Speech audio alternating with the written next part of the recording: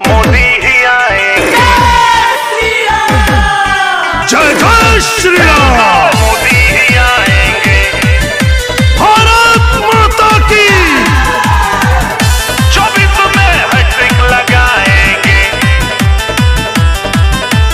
विपक्ष भी अमकारो ना रोते रह जाएंगे। बचे खुचे जो किले हैं उनके सब ढह जाएंगे। हे भैया हे बहिनी हे भैया बूथ पे जाएंगे, कमल का बटन दबाएंगे। 400 सीट जीत कर 24 में फिर मोदी ही आएंगे। 400 सीट जीत कर 24 में फिर मोदी ही आएंगे। 400 सीट जीत कर 24 में फिर मोदी ही आएंगे। लहर नहीं ललकार होगी, फिर एक बार भाजपा की सरकार होगी। मोदी ही आएंगे।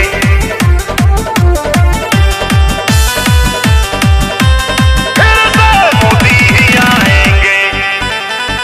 सबका साथ विकास सभी का ऐसा मंत्र बनाया है। हर घर राशन पहुँचे देखो ऐसा तंत्र बनाया है। बिजली पानी सर पर छत का अपना वचन निभाया है। हर किसान के खाते में पैसा भी भिजवाया है। उसी नमो के नाम पे फिर से कमल खिलाएंगे।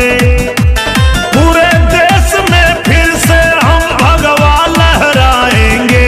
हे भैया हे बहिनी हे भैया बूथ पे जाएंगे, कमल का बटन दबाएंगे। 400 सीट जीत कर 24 में फिर मोदी ही आएंगे।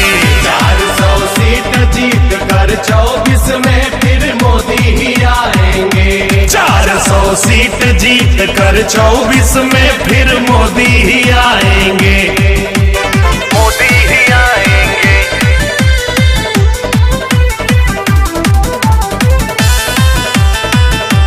फिर से मोदी ही आएंगे। अरे नए संसद में नए भारत की छवि दिखाई। G20 से दुनिया भर में शान बढ़ाई। अरे नए संसद में नए भारत की छवि दिखाई। G20 से दुनिया भर में शान बढ़ाई। गठबंधन ठगबंधन कुछ भी कर नहीं पाएंगे। चोर लुटेरे चाहे जितना जोर लगाएंगे। हे भैया हे बहिनी हे भैया बूथ पे जाएंगे, कमल का बटन दबाएंगे। 400 सीट जीत कर 24 में फिर मोदी ही आएंगे। 400 सीट जीत कर 24 में फिर मोदी ही आएंगे। 400 सीट जीत कर 24 में फिर मोदी ही आएंगे। मोदी ही आएंगे। मोदी ही आएंगे। अरे अर्थव्यवस्था बढ़ती जाए सीढ़ी चढ़े विकास के। देखा है परिणाम देश ने मोदी पर विश्वास के। अर्थव्यवस्था बढ़ती जाए सीढ़ी चढ़े विकास के। देखा है परिणाम देश ने मोदी पर विश्वास के। नारी शक्ति वंदन का कर्तव्य निभाएंगे। अरे 24 में ही राम लला दरबार सजाएंगे।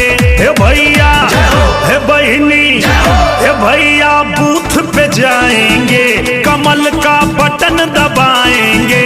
400 सीट जीत कर 24 में फिर मोदी ही आएंगे।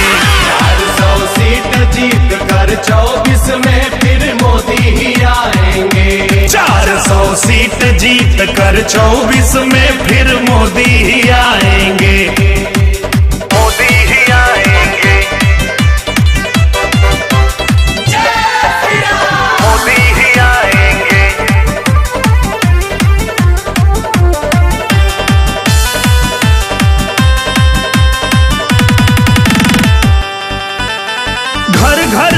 शौचालय बना है, हर घर गैस दिलाए हैं, आयुष्मान में 5 लाख का मुफ्त इलाज कराए हैं।